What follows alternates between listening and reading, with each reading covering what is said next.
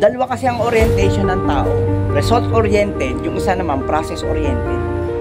Alin kayo dun? Okay yung result-oriented. Gusto mo ng resulta, gusto mo yung makuha yung mga ganitong bagay. Dapat, process-oriented ka rin. Hindi ka lang doon sa resulta.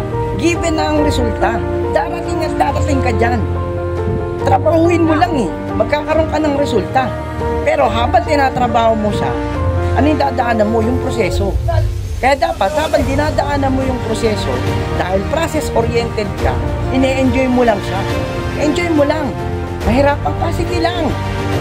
Na-reject ka, okay lang yan. Ilang beses ka naman na-re-reject eh. Kahit wala ka pa naman sa libod, nare-reject ka na rin naman. So, i-enjoy mo lang. Na-practice ka na nga sa rejection dati. Ito, libod, i-invite mo lang. Na-reject ka, iiyak ka. Huwag ganun, guys.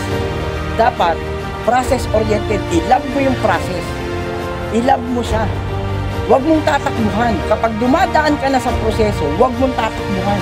Kasi, matakbuhan mo man siya ngayon, dahil ang goal mo, yung successful na buhay, darating yung time, dadaan ka pa rin sa proseso. Babalik ka na naman. Eh kung habang dumadaan ka, i-enjoy mo lang yan. At di mo namamalay habang ini-enjoy mo siya, darating yung time, nakukuha mo na pala yung goals mo.